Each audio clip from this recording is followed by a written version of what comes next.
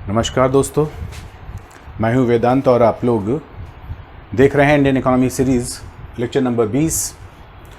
आज हम आपको बताएंगे राजकोषीय नीति, है ना, फिजिकल पॉलिसी के बारे में। और फिजिकल पॉलिसी से संबंधित मूल रूप से इसको आप इस तरह समझ सकते हैं कि ये बजट और टैक्सेशन से जुड़ा हुआ अध्याय है। तो यहाँ पर आपको ये ध्यान रखना होगा कि ये संभवतः 3 पार्ट में ये सीरीज़ ये पार्ट होगा, ये पार्ट 3 भागों में बटा होगा। कारण उसका ये है क्योंकि इसमें कुछ हिस्सा पॉलिटी से जुड़ा हुआ है और उस फील्ड में भी इसको लेकर के कुछ कन्फ्यूज़न रहते हैं। आज हम कोशिश करेंगे कि उस तरह के कन्फ्यूज़न आपको दूर करें, जैसे कि कंसोलिडेटेड फंड क्या होता है ना, पब्लिक फंड क्या होता है, कंटिजेंसी फंड क्या होता है ना। पढ़ते रहते हैं पॉलिटी में कि इसका जो व्यय है वो संचित निधि पर भारित है, तो क्या मतलब होता है उसका, इन पर भी हम लोग बात करेंगे। लेकिन मूल रूप से पहले बात करेंगे हम लोग कि राजकोषीय नीति क्या होती है, यानी फिजिकल पॉलिसी क्या होती है। ठीक है, तो आइए शुरू करते हैं हम लोग। यहां पर आपको हमने बताया कि राजकोषीय नीति या फिजिकल पॉलिसी, ठीक है, मॉनेटरी पॉलिसी के पैरेलल ही, जैसे मॉनेटरी पॉलिसीज आरबीआई कंट्रोल करती है, वैसे ही जो फिजिकल पॉलिसी होती है ये गवर्नमेंट, यानी चाहे वो स्टेट गवर्नमेंट हो या सेंट्रल गवर्नमेंट हो, जैसी जिसकी स्थिति है उसके हिसाब से कंट्रोल होती है। ठीक है ना। अब यहां पर आपको यह ध्यान रखना है कि मूल रूप से जो राजकोषीय नीति है इसमें सरकार के आय, व्यय, ऋण तथा बजट घाटे को पूरा करने से संबंधित डेफिसिट फाइनेंसिंग, जिसके लिए शब्द है हीनार्थ प्रबंधन, हीनार्थ प्रबंधन, है ना, या डेफिसिट फाइनेंसिंग। सरल भाषा में जो घाटा होता है बजट में, है ना, किसी प्रकार के घाटे, उन पर हम लोग बात बाद में करेंगे। तो जो तमाम प्रकार के घाटे होते हैं उन घाटों को कैसे पूरा किया जाता है उसको कहा जाता है हीनार्थ प्रबंधन या डेफिसिट फाइनेंसिंग। ठीक है ना। तो आय, व्यय, ऋण और डेफिसिट फाइनेंसिंग से जुड़े हुए जितने भी मुद्दे होते हैं वो सभी खासतौर से राजकोषीय नीति में लिए जाते हैं। यहां ध्यान आपको रखना है कि अगर हम इसको वर्ड सिनेरियो में देखें तो जो विश्वव्यापी मंदी थी 1930 की, है, जिसे कहा जाता है ना ग्रेट डिप्रेशन, इकोनॉमिक डिप्रेशन, तो उसके बाद 1936 में एक अमेरिकन अर्थशास्त्री कीन्स, है ना, कीन्स ने एक पुस्तक लिखी, general theory of employment, interest and money. पुस्तक का नाम फिर से एक बार ध्यान रखिए, general theory of employment, interest and money.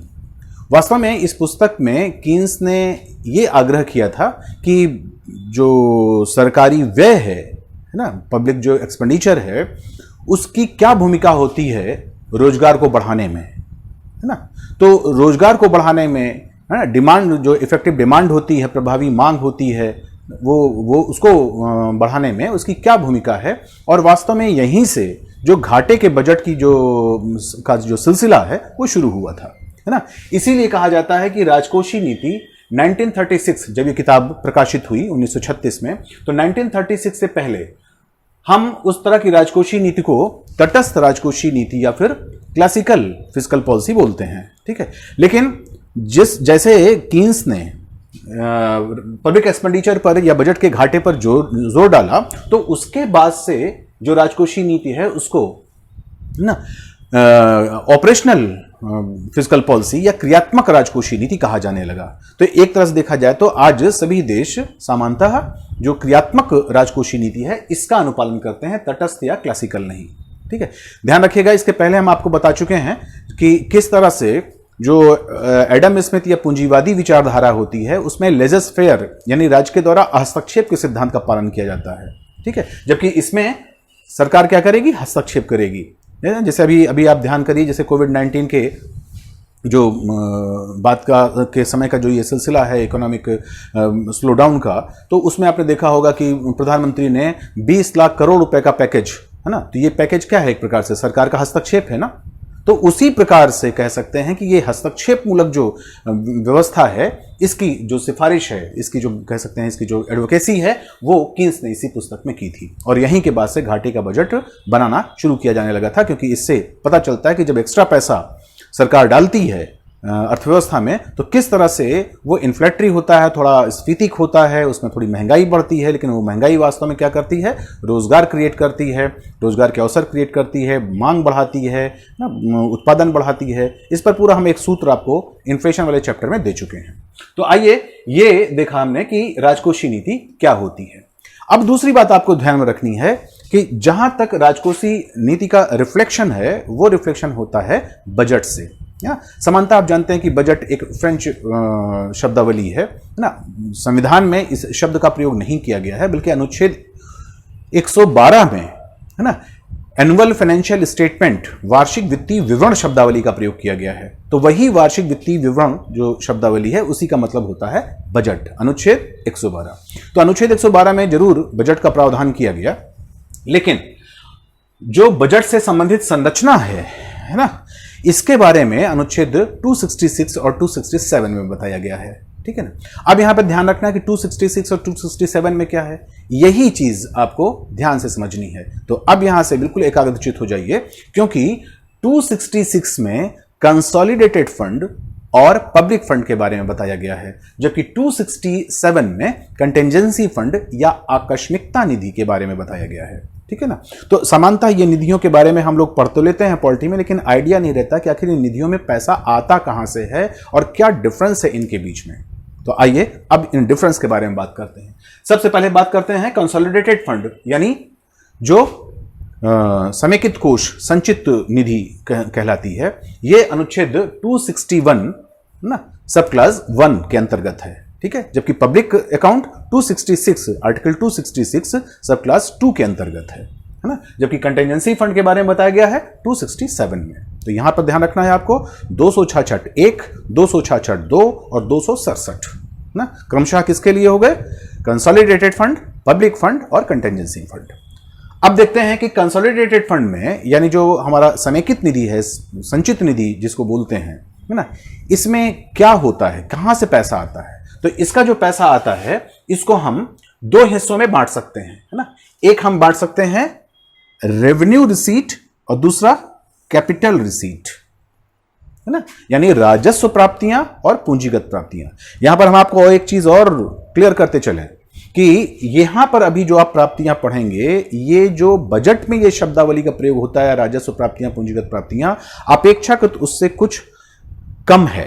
मतलब कहने का ये कि यहां पर जिस प्रकार की चीजें आ रही हैं, ये तो बजट में शामिल रहेंगी ही, लेकिन बजट में उनसे, इनसे भी ज्यादा कुछ आइटम्स शामिल किए जाएंगे। ठीक। तो अभी हम जो बात कर रहे हैं वो कंसोलिडेटेड फंड की बात कर रहे हैं। ध्यान रखिएगा कि ये बजट के संदर्भ में जो राजस्व प्राप्ति और पूंजीगत प्राप्ति या राजस्व आय और पूंजीगत आय शब्द का प्रयोग होता है, रेवेन्यू इनकम और कैपिटल इनकम का, या रेवेन्यू एक्सपेंडिचर, कैपिटल एक्सपेंडिचर का, हम उसके बारे में अभी बात नहीं कर रहे हैं। ये सारी बातें किसके लिए हैं, कंसोलिडेटेड फंड में। जैसे आपसे सवाल किया जाए कि कंसोलिडेटेड फंड ऑफ इंडिया में पैसे कहां से आते हैं, है ना, कौन कौन से पैसे उसमें शामिल किए जाते हैं, तो ये उसका जवाब है, ना कि इसका जवाब कि बजट में जो रेवेन्यू इनकम या कैपिटल इनकम होती है वो पैसा कहां से आता है ना। क्लियर है ना। तो यहां पर ध्यान रखना है आपको कि यहां पर हम बात कर रहे हैं सिर्फ कंसोलिडेटेड फंड की। तो यहां पर भी उसको दो हेड में डिवाइड कर लिया हमने, एक रेवेन्यू हेड यानी रेवेन्यू इनकम का और दूसरा कैपिटल इनकम का। अब यहां पर ध्यान रखना है आपको कि जो रेवेन्यू इनकम है, इसको भी हम दो हिस्से में डिवाइड कर सकते हैं। ठीक है ना। एक टैक्सेबल जो रेवेन्यू है और दूसरा non taxable revenue. Taxable revenue में स्वाभाविक है कि जो भी टैक्सेस से आते हैं, जो तमाम प्रकार के टैक्स लगाए जाते हैं, शुल्क लगाए जाते हैं, यानी ड्यूटी लगाई जाती है, सरचार्ज होते हैं, अधिभार होते हैं, उपकर होते हैं, इस तरह के शब्द है ना। हम इनके अंतर को भी क्लियर करेंगे, क्योंकि हमें मालूम है कि इसके अंतर के बारे में भी आपको जरूरत है जानने की। ठीक है। तो उसको हम अगले वीडियो में क्लियर करेंगे। अभी फिलहाल आप ये ध्यान रखिए कि जितने भी प्रकार के टैक्सेस होते हैं, इन टैक्सेस से जितनी भी इनकम होती है वो सब किसमें आएगी, वो आएगी टैक्सेबल रेवेन्यू इनकम में। और दूसरा जो टैक्सेबल रेवेन्यू इनकम नहीं है ना, तो उसको हम कहेंगे गैर कर राजस्व, है ना, नॉन टैक्सेबल रेवेन्यू इनकम।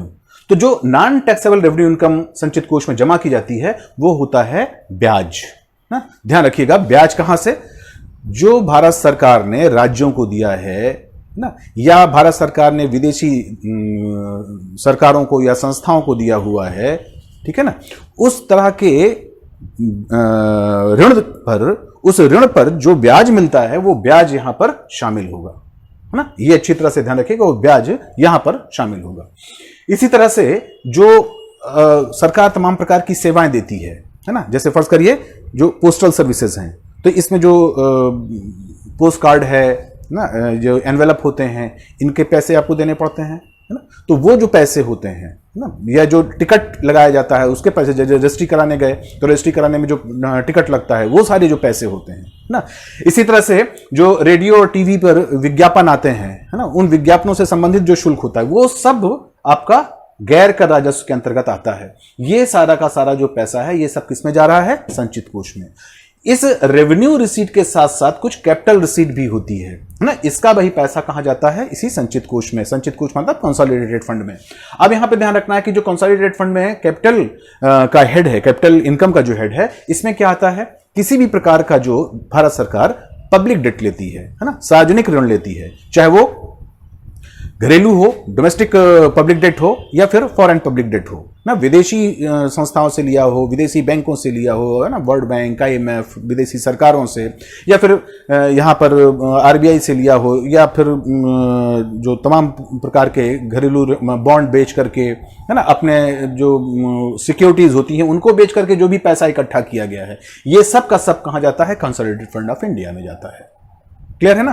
तो इस तरह के जितने भी देशी विदेशी ऋण हैं, किसी प्रकार का अगर एडवांस लिया है, जैसे RBI से भारत सरकार समय समय पर एडवांस लेती रहती है। इसी तरह से अन्य प्राप्तियों में खासतौर से जो डिसइन्वेस्टमेंट है, सरकार जो अपनी हिस्सा पूंजी पब्लिक सेक्टर एंटरप्राइजेस से बेचती है, या उसका पूरे PSU को ही बेच देती है, तो इस तरह का जितना भी पैसा होता है, ये सब कैपिटल अकाउंट में आता है। ये सारा का सारा पैसा कैसे हुआ? संचित कोष में।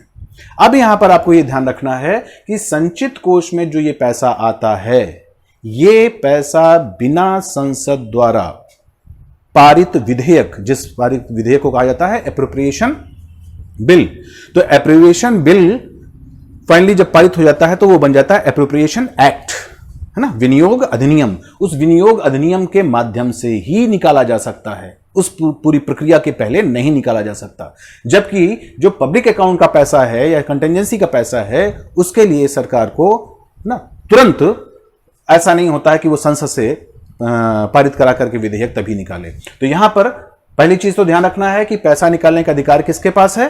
पैसा निकालने का अधिकार राष्ट्रपति के पास है, और राष्ट्रपति ये पैसा तभी निकालेगा, इसमें से एक भी पाई तभी निकालेगा जब संसद इसकी इजाजत पहले दे चुकी हो। ध्यान रखिएगा, संसद इसकी इजाजत पहले से दे चुकी हो, यानी पहले उसने स्वीकार कर लिया हो, तभी यहां से पैसा निकलेगा। अब दूसरा आता है अकाउंट, पब्लिक अकाउंट, है ना, जो 266/2 में है। इसके अंतर्गत तमाम प्रकार की जो अल्प बचत योजनाएं होती हैं, आप जानते हैं कि गवर्नमेंट छोटी छोटी जो बचत से संबंधित प्रपत्र होते हैं, जैसे आपका नेशनल सेविंग सर्टिफिकेट है ना, NSC जिसको बोलते हैं, इस तरह की जितने भी अल्प बचत योजनाएं होती हैं, इनका पैसा, है ना, इसी तरह से जितना भी प्रोविडेंट फंड का पैसा होता है, जो लोग गवर्नमेंट सर्विसेज में होते हैं उनका एक फंड कटता है, उनका उसको भविष्य निधि बोलते हैं। तो इस प्रकार की भविष्य निधि से जितना भी पैसा आता है, जितना भी सरकार के पास है, इनसे संबंधित सब संचित कोष है, या जितना भी किसी भी प्रकार का जमा या एडवांस है, ये सारा का सारा पैसा किसमें आता है? पब्लिक अकाउंट में।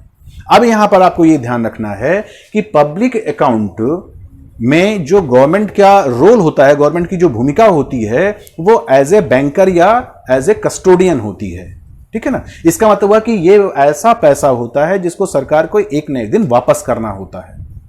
क्लियर है ना बात? जबकि आपने देखा कि यहां पर इस ऋण को अगर छोड़ दें तो जो ये टैक्स से संबंधित पैसा आ रहा है, राजस्व इनकम से पैसा आ रहा है, इसको उसे वापस नहीं करना होता है, लेकिन यहां पर उसको पैसा वापस करना होता है। ठीक है? इसीलिए यहां पर गवर्नमेंट जो है वो एक कस्टोडियन के रूप में काम करती है, एक बैंकर के रूप में, एक वित्तीय संरक्षक के रूप में काम करती है। वो पैसा लेकर के फिलहाल अपना काम करती है, तमाम विकासात्मक काम कर लेती है, नहीं, लेकिन जब लोग रिटायर होते हैं धीरे धीरे करके, जैसे जैसे उनकी जो अल्प बचत योजनाएं हैं, उनकी जो स्कीम है, उनके जो NSC वगैरह हैं, वो जैसे जैसे मेच्योर होते जाते हैं, वैसे वैसे उनका भुगतान भी करती जाती है। तो यहां पर आपको ध्यान रखना है कि इससे संबंधित जितना भी भुगतान होता है, इसके लिए सरकार को संसद से किसी भी प्रकार की सहमति या अनुमति नहीं लेनी पड़ती है। ठीक है? ये गवर्नमेंट इस पैसे का एक तरह से कह सकते हैं कि लोगों से जमा प्राप्त करती है, उसका अपना प्रयोग करती है, और समय आने पर उसको ब्याज के साथ वापस कर देती है। ठीक है, या जो भी प्रतिफल उसने कहा हो उस प्रतिफल के साथ वापस कर देती है। तो ये सब का सब पब्लिक अकाउंट है। अब ये बात क्लियर हो गई कि यहां पर पैसा तभी निकाला जा सकता है जब संसद की पूर्व सहमति ले ली गई हो, ठीक है।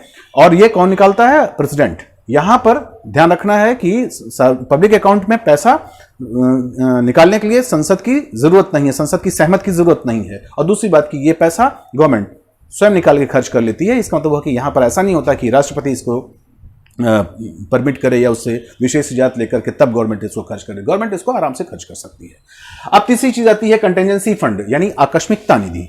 आकस्मिकता निधि जो है वो ऐसा कोष है जिसमें यह माना जाता है कि भाई अगर हमको कंसोलिडेटेड फंड से पैसा निकालना है ना, लेकिन संसद सत्र में नहीं है। अब हम संसद को अगर अधिवेशन में बुलाएंगे, अगर हम संसद का सेशन बुलाएंगे तो स्वाभाविक है कि उसमें थोड़ा समय लगेगा, और हमारे पास बिल्कुल समय नहीं है। बिल्कुल कोई समझिए कि आपातकालिक स्थिति आ गई है जिसमें हमको उस पर पैसे खर्च करने हैं। जैसे भी आपने देखा कि अचानक एक तूफान आ गया है ना उड़ीसा और पश्चिम बंगाल में ना, अम्फन नाम के। तो ये यहाँ पर तूफान आ गया। अब इस तूफान में हम अब संसद का बैठक बुलाएं, संसद की बैठक में इसको पारित करवाएं, ऐसा मौका नहीं है हमारे पास, ठीक है। तो आपने देखा कि वहां पहुंचते ही प्रधानमंत्री ने घोषित कर दिया कि हम 1000 करोड़ रुपए की आपको सहायता उपलब्ध करा रहे हैं। तो ये पैसा कहां से आएगा ना? तो इस तरह से कह सकते हैं कि आपातकालिक आकस्मिक आवश्यकताओं के लिए एक कंटेंजेंसी फंड बनाया गया था, मूल रूप से 50 करोड़ रुपए का, है ना। लेकिन 1999 में इसकी जो सीमा है वो बढ़ा करके 500 करोड़ रुपए कर दी गई है।